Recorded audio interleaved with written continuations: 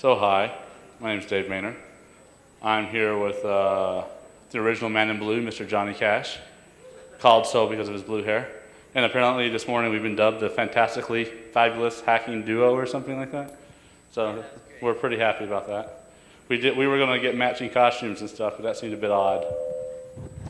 So we're going to start off with a little bit of an introduction about why we're here and stuff like that. So we're going to be talking about device drivers, specifically Wi-Fi device drivers. The subtitle of our presentation is "Don't Build a House on a Shaky Foundation." Can we share a mic, or is this going to work? No, let's just show one. Okay. We've never been accused of that before.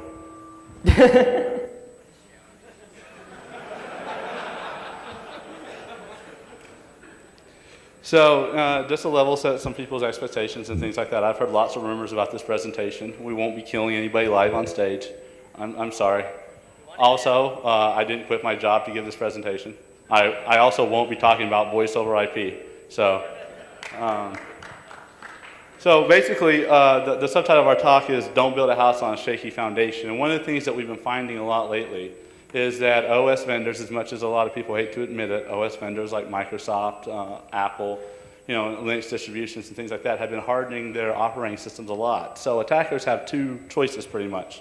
They can either go up to the application layer and do things like file inclusion or SQL injection attacks, or they can go low, basically down into device driver level.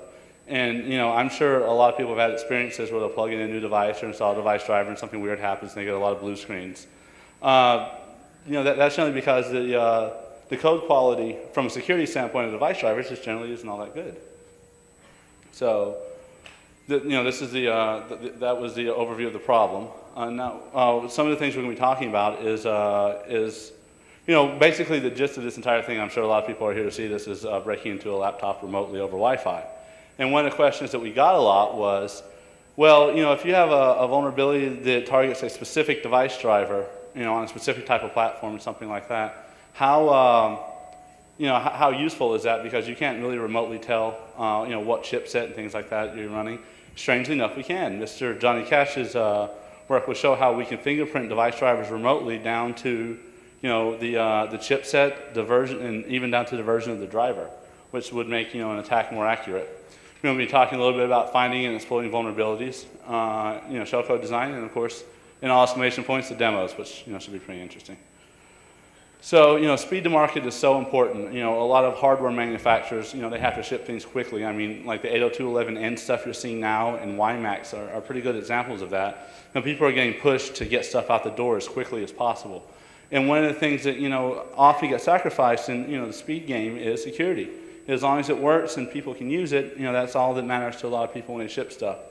So, that means that a lot of things just don't get tested properly. And one of the reasons that we're talking about this topic is we're hoping to improve vendor awareness about a lot of these problems before, you're having Wi-Fi drivers or Wi-Fi devices and things like that that are giving you much longer ranges. Because right now an attack, you have to be in local proximity, which is, the range of something like 802.11b, which is going to be a couple hundred feet at most. But, as the ranges and things like that, increase, if these problems aren't fixed, this could be, a serious problem if you have access to somebody's machine 10 miles away.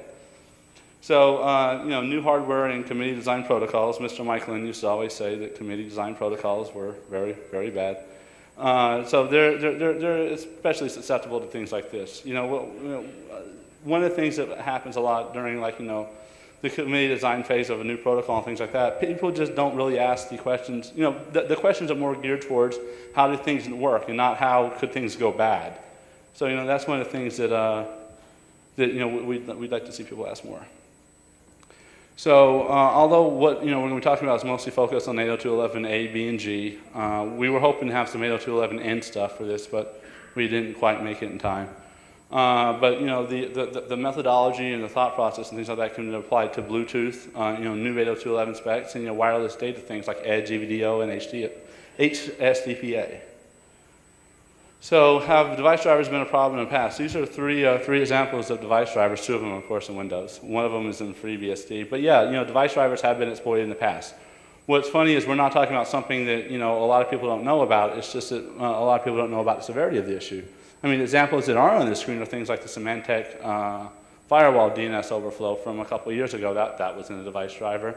You have the TCP/IP vulnerability, that was discovered by ISS. Neil Mehta. It was an IP options off by one bug. It was in TCP/IP.sys. You have the server service vulnerability that was just recently released, and even a FreeBSD Wi-Fi integer overflow that was fixed and patched a couple of months ago.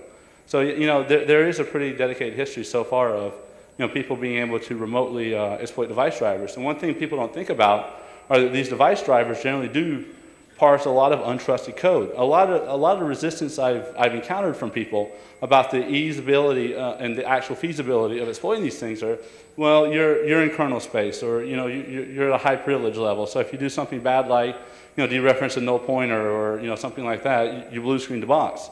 And that's pretty much true, but you've got to keep in mind that people with unlimited amount of time, and like Firefly episodes on DVD, can spend a lot of time looking at these things. So, and I mean, that's pretty much what we've had to do. But personally, I'm a Battlestar Galactica fan, so I spent time with that in Hot Pockets, of course. And of course, this is the thing that I've gotten most questions about, is if I had something to do with these Intel patches that came out this weekend. And I like to categorically at this time say no, we didn't. Although we do think it's pretty interesting that the timing of it. I mean, they were released on Sunday, almost like they were released right before a certain talk or something like that. I don't know, but it seemed like it seemed a bit suspicious. But one of the things I have to do is I haven't had a chance to look at any of these patches or evaluate them or reverse engineer them and find out what the vulnerabilities were.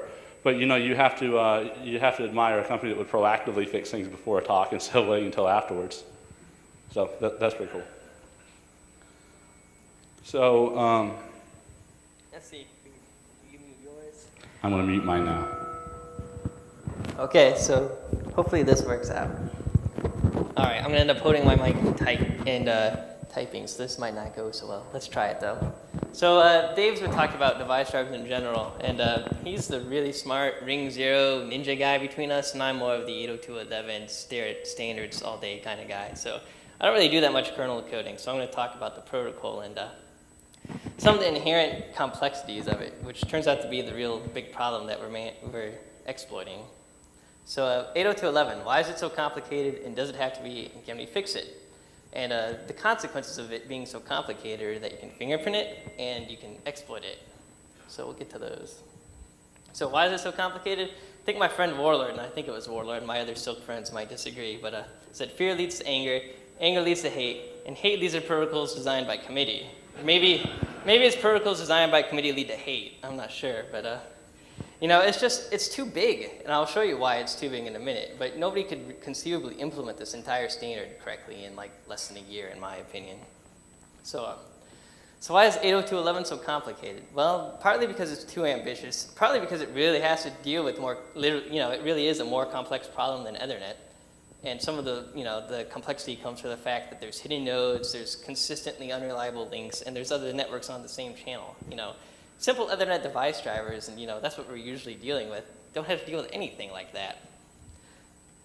So what could you do to fix it? Well, I'm like a standards Nazi. My friends would probably agree that I think you should implement the standard like as much as you can, but for 802.11, I think that you should be able to get some sort of certification for something like 802.11 minus. 802.11 that works mostly, but ignores a lot of stuff that shouldn't be there. So what could you ignore? Well, most management frames, I think. I think a number of deauths and disassociate packets sent in the world that are sent by illegitimate hackers versus your access point kicking you off your network is probably a pretty bad ratio right now. There's nothing you can do about it. And, similarly for some control frames and some extra features which are coming up. So like I said, the whole reason we're interested in all this complexity is because complexity is a hacker's best friend. If it's not complex, then people can't do it incorrectly. And we need somebody to do it wrong so we can get code execution. So I'm going to compare 802.11 to Ethernet because everybody I think in the room is probably familiar with Ethernet. If I gave out 14 bytes and said this is an Ethernet header, a lot of people could figure out what it said. So Ethernet has 3 fields, source, destination, and type. 802.11 has a version, a type, a subtype, 8 flags, 1, 2, 3, or 4 addresses in variable positions, a fragment number, a sequence number, and then you're through the normal header. After that, you've got a whole bunch of extra packets to keep track of. 11 management frames, 6 control frames, lots of subtypes, and various encryption fields. And so that is just so much more complex than an Ethernet device driver, which is what most people think of when they think network device driver. And okay, typical fields in the header aside, what else does it have? Well, it's got ad hoc mode. So how many people here have actually used an ad hoc network to do something productive? Just, okay. Yeah, so that's why we should cut it out of the standard, or at least make it optional.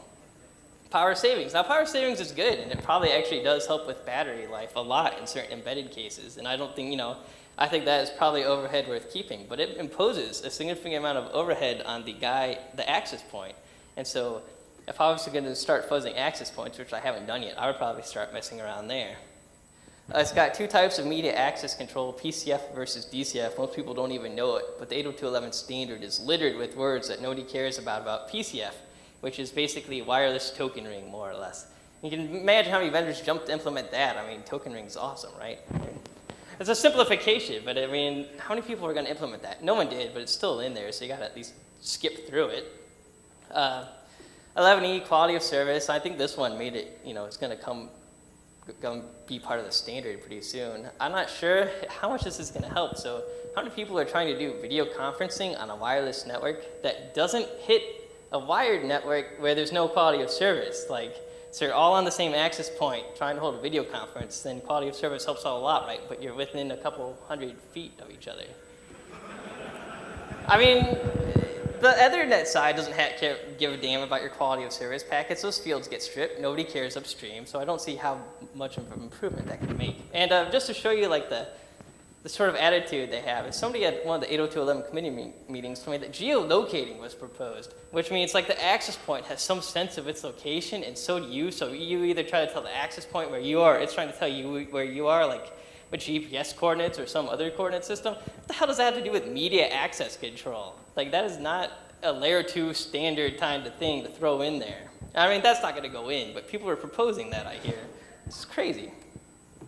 So if you were to remove all these extras and come to what I've called 802.11 minus, what would you end up with? Well, a Nintendo DS, actually.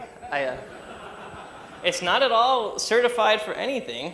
It's no Wi-Fi certs, nowhere near 802.11 compliant, ignores DOS and disassociates. I think it ignores most control packets. Works great. You know why? You know how I figured this out? I ran my fuzzer against it, and nothing happened. We're not sponsored by Nintendo, by the way. Yeah, I know. I mean, this is just the only example I've seen in the real world of somebody who took the 802.11 standard and said, chop it in half, and we got something that works. And I couldn't get this thing to do anything except do what it was supposed to. And it probably doesn't roam very well. Again, how many people want their Nintendo DS to roam between access points, right? When you're flying down the highway or something, playing your video games. So that is why 802.11 is so unnecessarily complicated, in my opinion. Is there anybody in here from the IEEE? Because I'm probably going to get lynched afterward.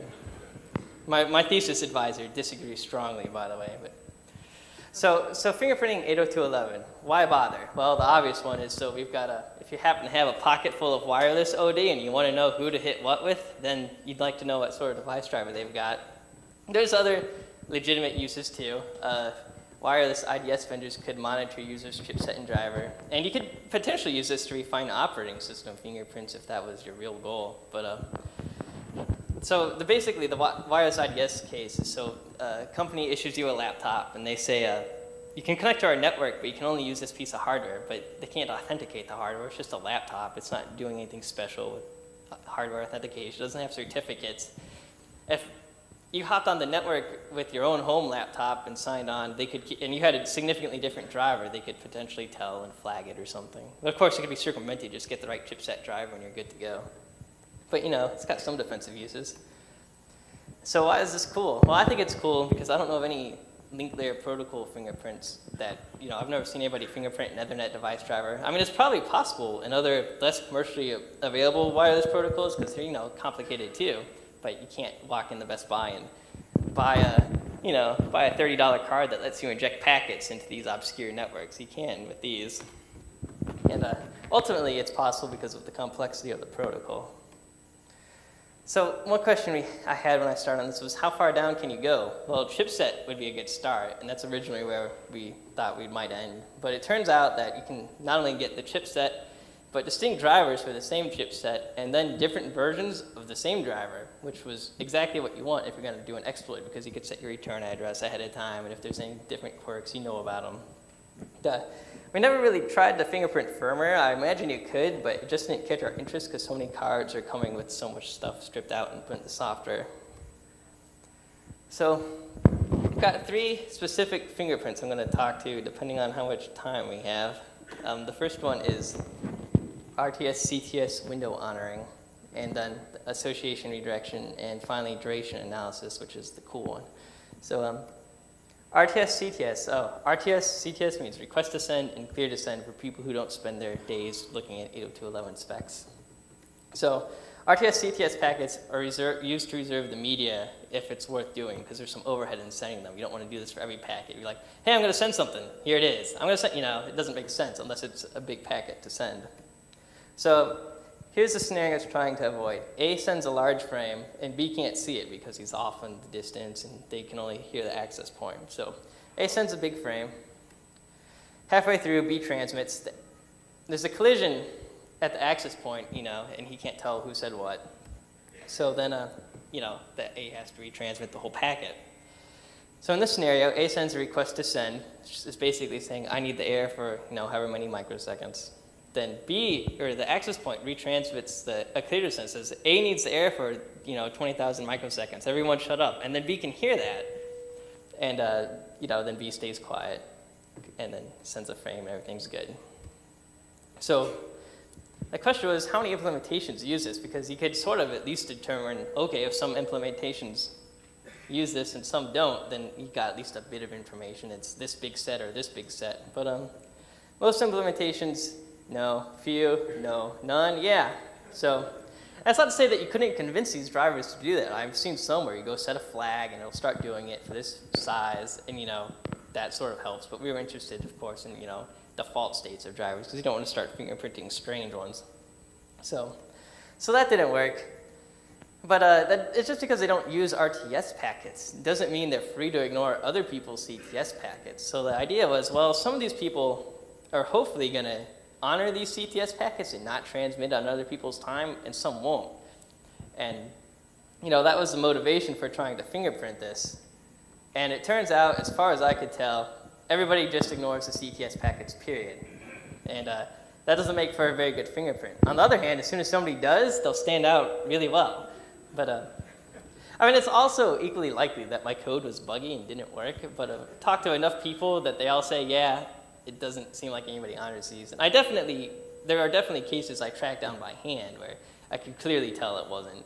So, and strangely enough, those were mostly beacons, I think, because they're time sensitive.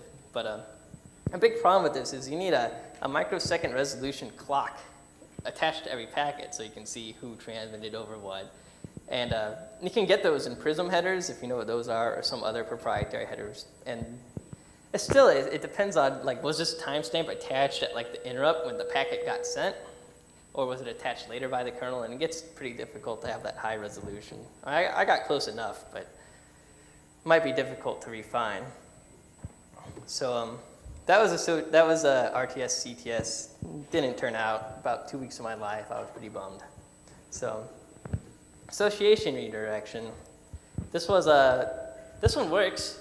It's an active technique, which makes it less cool, but and it has chipset level resolution. And when we first got that, that was pretty good. It's mind-numbingly boring to automate, and I know this because I didn't automate it, and I had to do it by hand. And it basically came down to staring at Ethereal, which a lot of really fancy color filters labeled, so I could go red, red, blue, green, blue. Okay, that's this. Yeah, it was a pain. So before I can explain it, I've got to just explain 3 quick fields in 802.11. So for those of you who don't know, every 802.11 packet, or at least data packet, which we're talking about now, has 3 addresses in it. It's got the source, a destination, and a BSS ID. And the source and destination are what you would assume, but the BSS ID is the address of the access point it's going to. So you can see, I can't point, but you can see in the BSS ID field on this slide that it's the address of the access point, so no surprises. In a normal 802.11 association, you exchange 4 different frames. There's an authentication request, an authentication reply, an association request, an association reply, and then data. And all the addresses in this are what you think. You know, the destination is the access point, the BSS ID is the access point, and the source is the guy connecting, and you flip them around. You know, it's intuitive enough. Association redirection is what happens when the access point changes addresses during this association phase. Now, this is motivated in the standard, which I'll get to later. But for now, let's just say if you change a source address on an association reply, the idea was that the clients would actually start connecting to that address. It was as if you had redirected them, in this case, to 00222222. And I was actually trying to do that to get them to redirect, not because I wanted to fingerprint them previously. And doesn't really work to redirect people. A few cards and a few corner cases do it somewhat, but that's not what we're too interested in anyway. What it turns out is the cards all do fairly unique things. The ones in pink here are Theros cards. They just ignore the association reply, which is a pretty logical thing to do. The source address isn't what you expected, so, you know, dump it. Some other ones do some very strange things. Broadcom chipsets seem to send a deauth flood to the null BSS ID. No idea. Like, I can't imagine a human sitting down and going, in this case, when they change the source address on me, I'm going to do this. Like, what motivation would you have? I cannot find anything in the standard which leads me to believe that that is something near correct, but that's what they do. Another card, the Prism card, will deauth the access point, which at least makes more sense because he's involved. The null BSS ID doesn't really mean much to anyone. And the Intel Pro Wireless Centrino cards, they actually sort of redirect. They think they're on 2 networks, so they keep transmitting on 2 different BSS IDs, which is a very strange thing to see. But the point is not exactly what everybody does, but they all do something different, so you could categorize them and throw them in their own thing and figure out what chipset people got. So like I said, cards deauth the null addresses. They think they're on both networks, and then there's some less dramatic hijinks.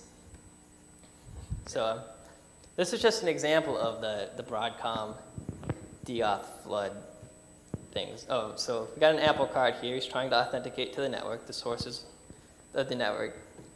This is the authentication reply, sorry, so we don't see the request. This is the reply going back off the network, the BSS and source ID here, 001122334455. So that's the original network he wants to connect to. Okay, association request goes back, looks normal. And then the access point mangles the source address in the association reply right here to 0022, and the deauth flood to the null BSS ID starts. So that's just one example of the weird things these cards do. Now, if you could, I spelled deauth wrong, that's great. Actually, I think PowerPoint messed my fonts up. Anyway, so that's what a deauth flood looks like. So it's just an example of the weird things these do.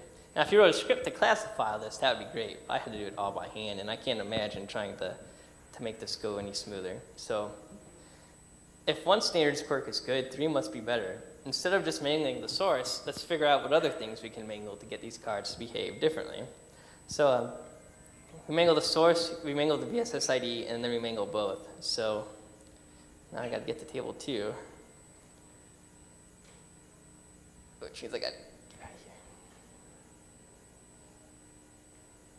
Should have opened these ahead of time, huh?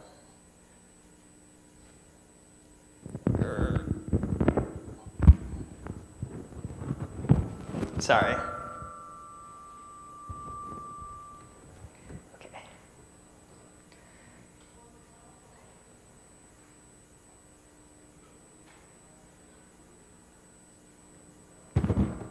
So this is table 2. Make it bigger for you.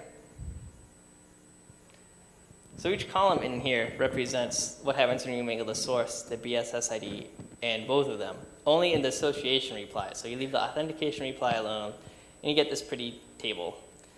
And you can see the chipsets stick together. Like, these top 4 are all Theros. They almost all look the same. These 3 are exactly the same driver, so they all look identical. This one's mildly different. And these orange, pink, orange ones are all Broadcom chips. So the chipsets really stick together. And similarly to the case where you're mangling just the source, or mangling association reply packets, you could only mingled authentication packets. So this gives you a whole another 3 columns and another table. And a lot of this case, in the cards, they seem to be more paranoid on authentication packets, so they just ignore them, which is a sensible thing to do. Way more sensible than sending a broadcast deauth to no one. So most of these cards just ignore the packets. This guy doesn't. These blue ones sort of redirect. But they all, the chipsets clump together, which is what you want. And finally, you can mingle the addresses in both cases, resulting in another table, and a lot of packet captures for me to sit down and look through. That was a blast. So basically, all I could tell from these tables is the chipset. You don't really get any sort of driver level resolution, except in this one case where this Atheros driver stands out from this Atheros driver. So, it's cool that you can get chipset level resolution, but we're going to do better than that.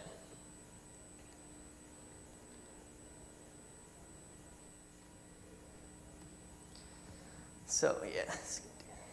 So, association redirection, you can remotely version chipsets, but you need to set up an access point to help you do it, and you got to get someone to connect. So that's not nearly as cool as doing it entirely passively. And the whole reason we set out doing these weird things to these frames is because if you look at the 1999 revision in page 376, you'll find the state transition diagram, which says don't do that. It says set my BSS ID equal to the address to the association packet. So. And PowerPoint is unhappy.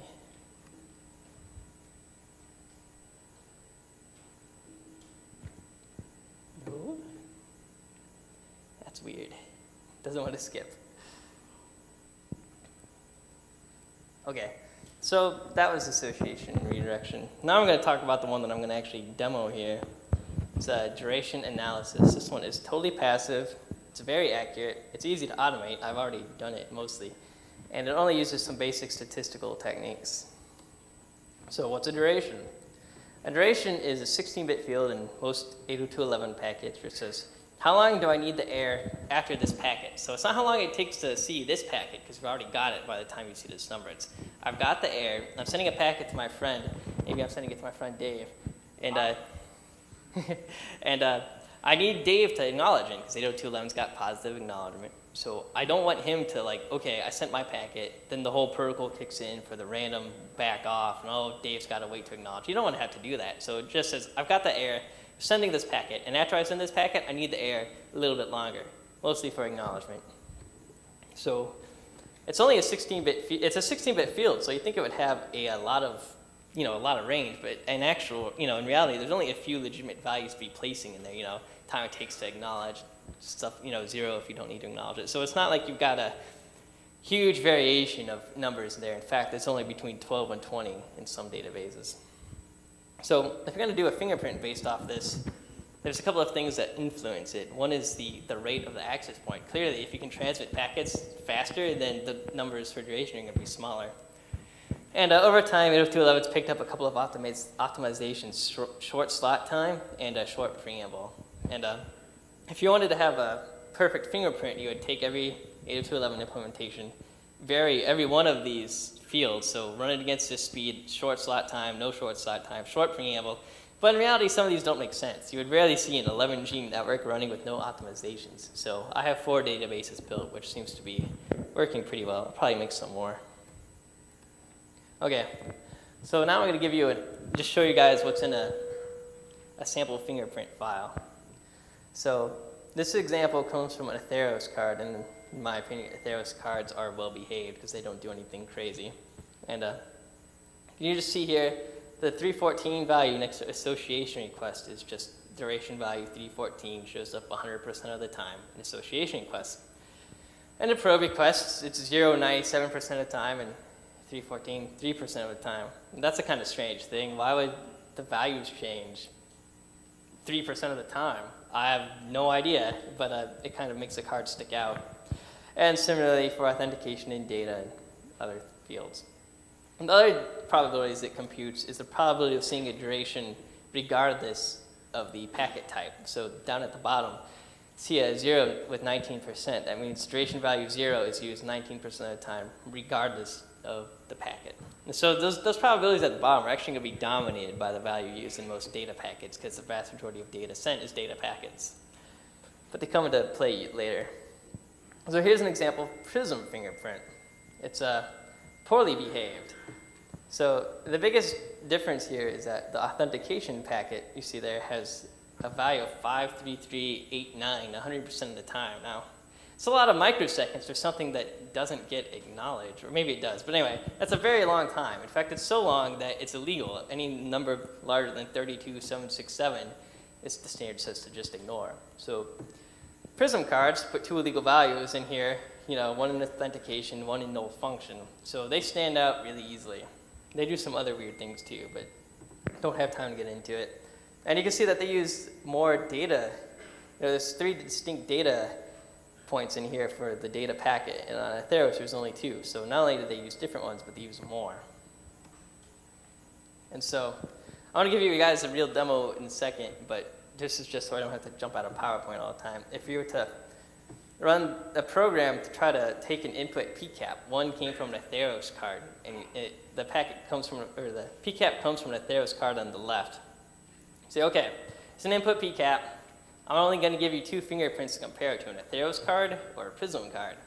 And you can see right here that if I just gave 2 people in the room, or a person these 2 fingerprints in a packet capture, they could go, oh, this is a Prism card because it's got this awkward duration value. So it's no magic here that this program can tell between a Prism and a Atheros. It gets trickier when you throw in 14 or 15 cards, all who are much more similar. So the score here for the left-hand column is says, okay, it's an Atheros card, I think 51.4, and if it's not, then I guess it's a Prism. Those numbers aren't actually probabilities, they're just scores. You can't interpret them as probability, it's just ordered. And similarly, on the right-hand column, it's okay, got a Prism PCAP.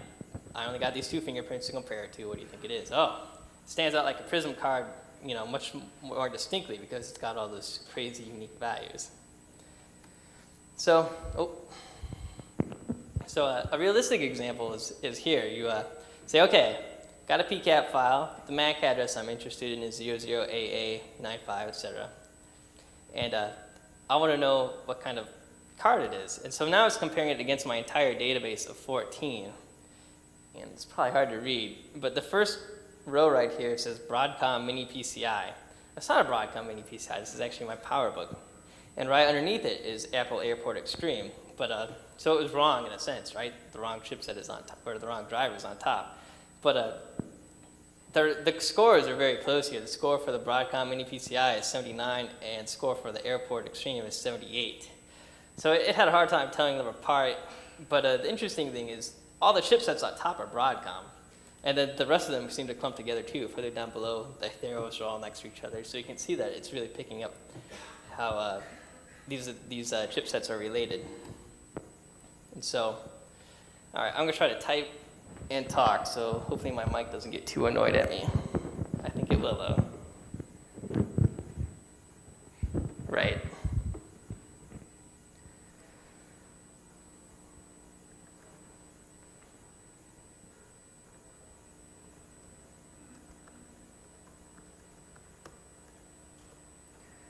Okay, so this is just the example I just showed in the PowerPoint where I'm trying to fingerprint the Apple Airport card.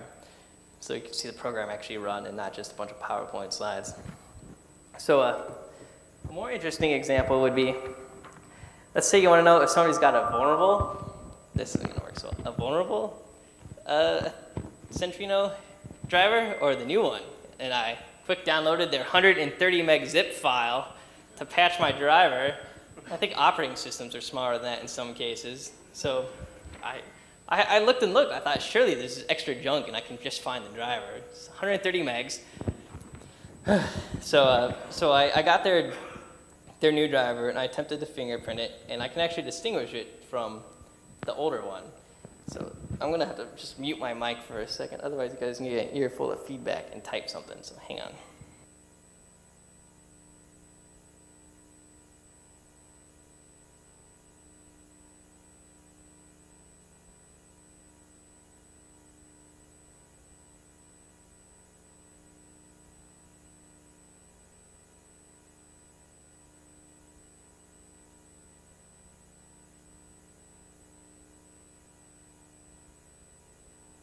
While he's typing, can I ask a question? How many people here are running wireless sniffers right now? Can you just raise your hand? No, nobody? One? Somehow I feel the actual number is much higher than the reflected number in my survey. Just wondering. Okay, so the command I just awkwardly typed says, I got a PCAP. This is one I took earlier because I didn't know if anybody was going to be messing with my wireless network, and I wanted to make sure this worked, though I will be doing a real demo later. So I got a PCAP. This is from a vulnerable Intel driver, and I'm just going to try to match it against my database. And you can see up on top are 2 Intel drivers. sys-vuln 9039 is the name I gave the vulnerable driver, and that was a vulnerable PCAP, so that's good. Let's try this, the patched updated one. And you see the patched one comes out on top. So in between fixing, the remote code execution issues, they've also changed the behavior of the driver, intentionally or not. Maybe there was other, fixes besides security. So you can actually tell these apart, which would be, great if you're trying to actually exploit someone, right? So that's just to show you an example of this. Now, back to the slide. So if you wanted to measure the performance of one of these algorithms, it's a good question as to how would you do it. Measuring it against a single database is pretty easy, right? If you had a bunch of PCAPs, was it right, was it wrong? Well, that's easy. But if you've actually got a bunch of different databases, because you need more than one, you can't just have a B1, you want to have a G1, and so on. They might be different size. For example, I've got a G-only database. It's only got 7 cards I think, because all my B1s can't connect. And so if you just wanted to measure the errors per database, it's not comparable. It's a lot easier to get it right when you only got 7 versus 14. So the way I decided to measure the performance of this tool is just how much better does it do than random on a given database, and that becomes comparable across databases. So in this case, if you assume random's just going to throw things around, the right card is going to end up somewhere in the middle of the list, and you're going to see a whole bunch of, I should have explained the table first, huh? Okay, so S1, S2, and S3 refer to 3 distinct PCAPs I've taken for a given implementation. And the 0s and the 1s in here and the 2s represent how far down the corrected device driver was found. So for example, that airport that I showed you a minute ago, this one where the airport card is 1 down in the list, that corresponds to, PowerPoint hating me, no, corresponds to the 5 row, because that's the airport card, and the 1 in bold right there. So it was 1 down, it gets a 1. Now the 0s mean it did perfect on all those input PCAPs, and 2 means it was 2 down. And you can see there's an awful lot of 0s here, which means you're doing pretty good. In fact, you can tell exactly how well you're doing. You're doing 30 times better than random. Because random would just, it'd end up in the middle roughly, and so you see a bunch of 6s everywhere on average, so you can compute how many times better you're doing. So 30 times better than random is, I think, pretty good. I mean, people didn't think you could do this before. They definitely didn't think you could get past the chipset.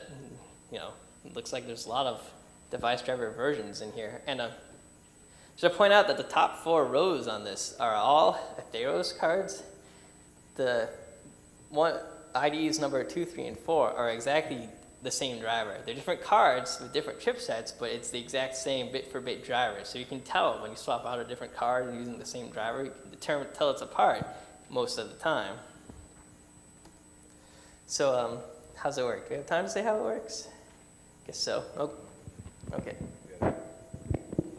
So how's it work? I'm only going to talk about one algorithm, simple compare. Simple compare treats the fingerprint as 2 sets of duration values. So ignore the packet type here, and you take the intersection of these sets.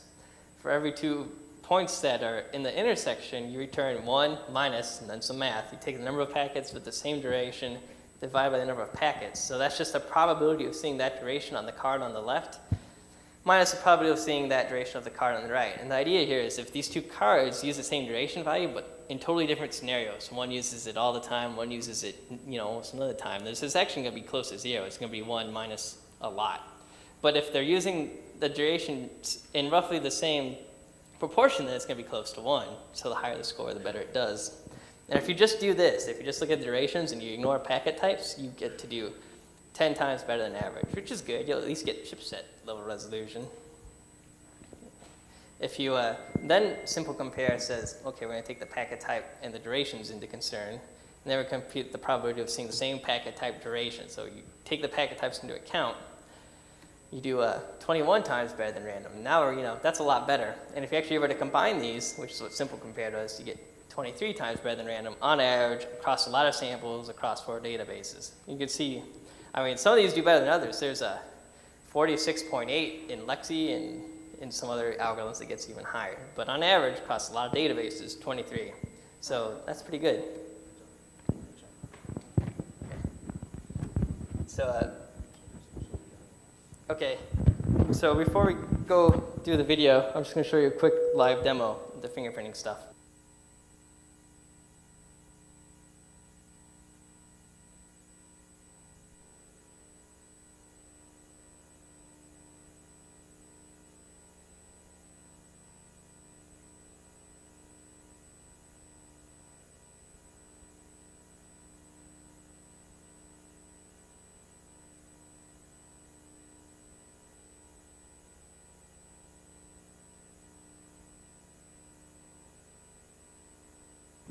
Okay, so all those zeros on the screen I'm trying to match it against this laptop right here, and it doesn't have any packets for it because this card is off. So you can know that this is actually happening in real time. The packets are being captured with Kismac. I'm gonna hope this all works out, huh? Turn on my wireless card.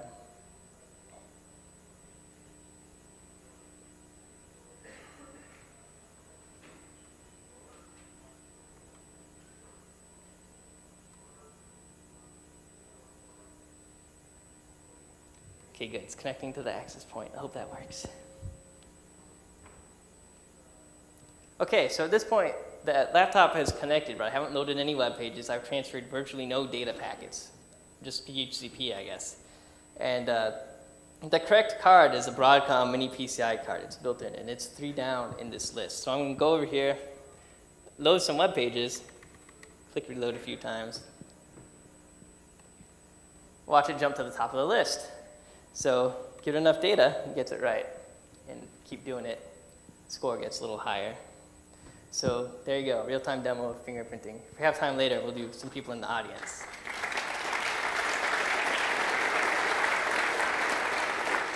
Thank you. Okay.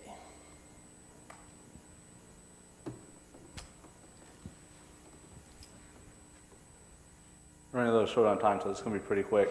So finding exploits in device drivers. Finding exploits in device drivers is really what inspired this. And I got to be honest, Mr. Johnny Cash over here is one of the people who initially introduced me to this because for the last, hold on a second.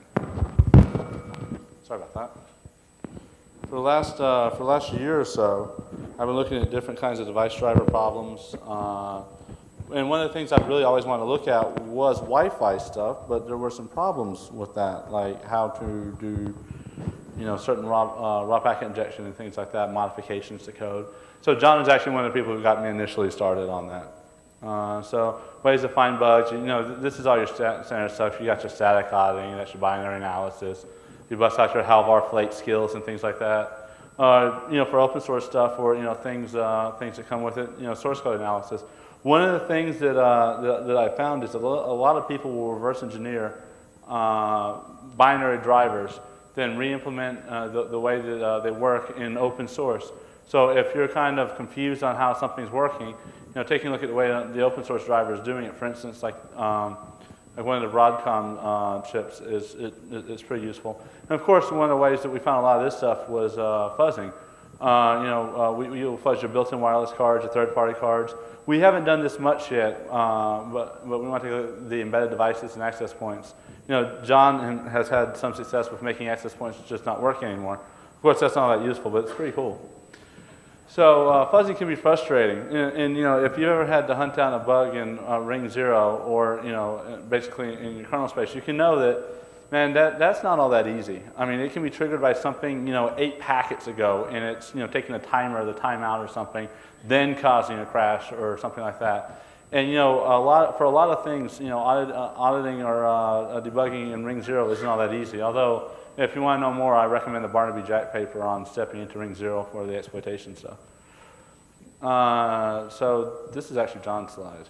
So. Okay, fuzzy in like a minute. So fuzzy is my very uncreatively named 802.11 fuzzer. I still have your name, my fingerprinter, by the way. So this is fuzzy. Fuzzy has 3 interfaces. It's got an Ethernet interface, a fuzzing traffic interface to reject packets, and a monitoring interface. In this case, ATHO is monitoring. Fuzzing is on an RA link card. Basically, this isn't the kind of fuzzer that you run and like, bam, you get a crash. Fuzzy isn't very smart. It makes up for its lack of smarts in time. It's sort of like brute forcing the 802.11 packet space in some sense. So fuzzy is just gonna create a packet with enough of a header that it looks like it knows where it's going, and then it's just random junk. Like, it doesn't make any attempt to try to make the type or subtype really look like a real subtype. It doesn't put any payloads in. There's just junk that looks like it knows where it's going. So it sends out all these packets, but first, before it sends the packets out, it pings the wired side of the computer it's attacking. Is it up? Great, let's throw some junk 802.11 packets at it. Okay, is it still up? Oh, damn, still up, okay. Well, I'm gonna move on to the next guy, because that guy's gotta recover. Because actually, the name of this game is getting as many packets out in the smallest amount of time as you can, and if you just fuzz the driver for like a minute, it takes it like 30 seconds to get back up to like, okay, I can transmit data again. So while it's getting up, it moves on to the next guy. And the next guy, okay, ping it, it's up, send some packets. Is it still up? No, great. Log everything I just captured off ATHO to a PCAP file and put an entry in a log file and keep doing this all night. So wake up in the morning, if you're lucky, all your laptops have crashed and you've got the Microsoft, your Windows system has incurred, seen a serious error. Would you like to send it off? Not so much. And there you go. That's how fuzzy works. Not very smart. Gets the job done. And here's basically a screen detailing, the command line options. It's pretty cool. So I wrote a fuzzer that works a little bit differently, and my fuzzer's a little bit, say again? Yeah, it's a little bit smarter. So basically what I do is reverse engineer driver a little bit to understand the differences between the implementations, and then implement the fuzzer based on that. Everything's basically, you write pseudo rules, kind of like snort, and it allows you to add new packet types relatively quickly to exercise, the kind of code paths you're trying to hit. So shellcode, one of the things to keep in mind about these types of attacks is normally, if you're going to exploit something and you get it good, you really can't get a connect back shell back to you. So you have the ability to attack machines that aren't on your same network, that aren't associated with the same access point as you are. So you don't really have that great way to do bidirectional TCP communication. So for most of these attacks, return shell just really isn't all that feasible. So these are really great for more like dropping a bot on a machine, or something that when an interface comes back up, it will communicate with you. But you're not trying to get a return shell initially. So we're going to run a video now that's going to show an interesting. It's going to actually show our interesting demo. We're running the video because we couldn't come up with a good way to to attack one laptop from another one without all you great people running sniffers getting copies of it. So we might have a slight problem with the sound, so I might have to narrate, and I have to tell you, I like Kung Fu movies. Device drivers. Don't Build a House on a Shaky Foundation by Johnny Cash and David Maynor.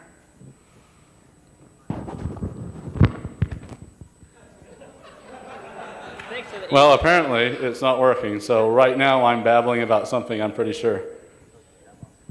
Something that we wish we could be doing live in Vegas, but due to security reasons, we can't really. So what I'm going to be doing is I'm going to be using this machine as an attacker, and I'm going to be bringing in another machine. Bam. That we will be using as the victim. And don't think, however, just because we're attacking an Apple, the flaw itself is in an Apple. We're actually using a third-party wireless card. It's being obscured. So normally for this attack to work, you do not have to have the victim associated to an access point or authenticated in any way. But for the ease of this demo, this machine will, this Dell will be acting as a wireless access point with the address of 192.168.1. this machine will have a address of 192.168.1.50. The attack will be launched from here. It will manipulate buggy code and device driver on this apple. This apple will connect back to the attacker with the shell, at which time I'll have complete interactive access. Don't I look constipated? You can say this up. The first point part is turning this laptop into an access point. I do that with a script I wrote called setup. Making me a script kitty. We'll actually create an access point called SW Apple Demo. And we'll make this a wireless access point, and then we'll connect the Apple to it. So let's run that script.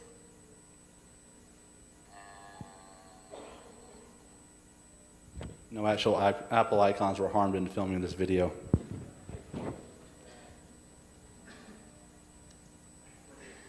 We have an IP address of 192.168.1.50. Now what we do is we run the exploit. I have sexy fingers. This is actually what it looks like. This is the help screen for it. And now we will run it against the target machine. It takes a minute or two to run. It's preparing the shell code for return. It's getting the connection information for this laptop. It's now sending the attack.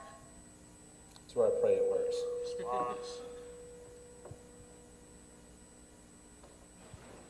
It got a shell. Now, I am interactively logged into this machine.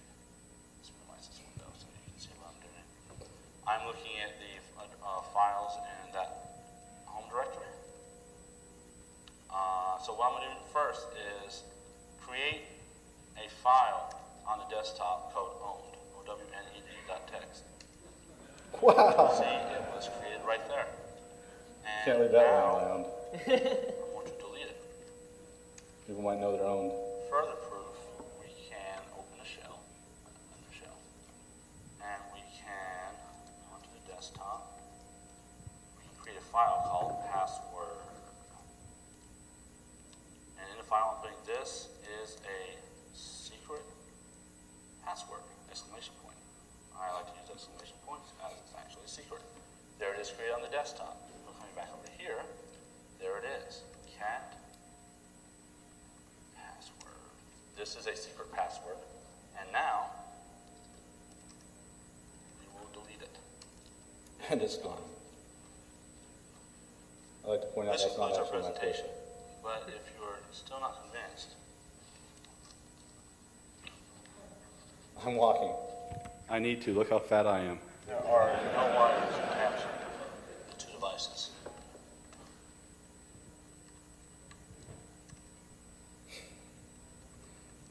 I just create a file on the desktop called iwalkedaround.txt. Showing on. Yep. And I just deleted it. The thing to keep in mind here is although we attacked an Apple, the flaw is not specifically in the Apple operating system as we use third-party hardware. This type of a flaw will be systemic across all operating systems and hardware, and the only way to prevent it is proper testing. Although this flaw is and can lead to a remotely exploitable condition, it's not as trivial as a generic buffer overflow.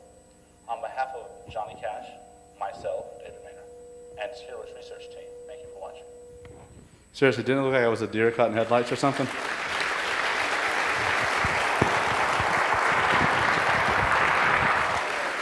So there's something I really want to point out. I own a Mac. In fact, the black Mac Book Pro we were using was my actual MacBook.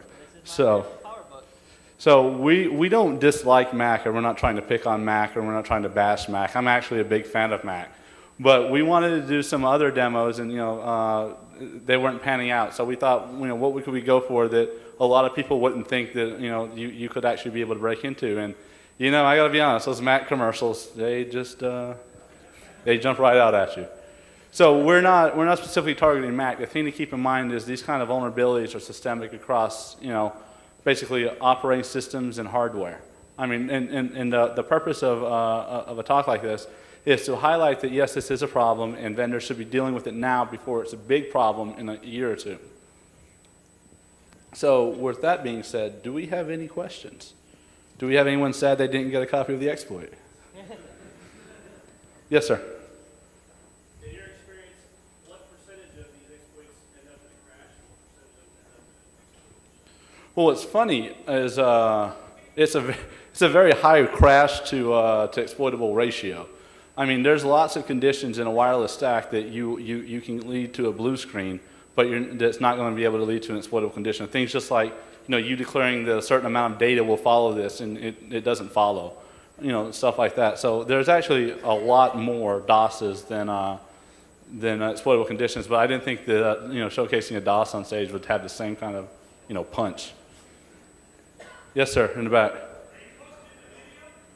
The video is going to be posted on Brian Krebs' blog at washingtonpost.com/securityfix.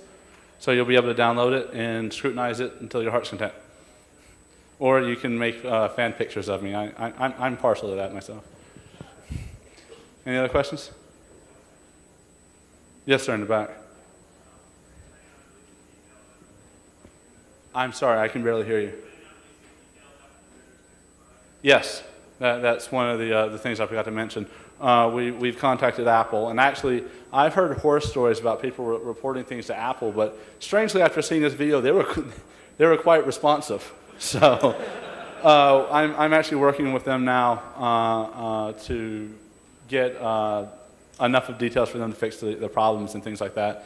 And after we'll follow a responsible disclosure policy, and after a patch has been released, I'm happy to make details available. But not like exploit code or anything, just enough to verify. Mr. Lin, no gorilla suit, no gorilla suit this time. Any other questions? Can you patch it? There's no patch currently available. So, no. Any other questions? All right, well, on behalf of myself, David Maynor, and Johnny Cash, I'd like to thank you for coming to our presentation.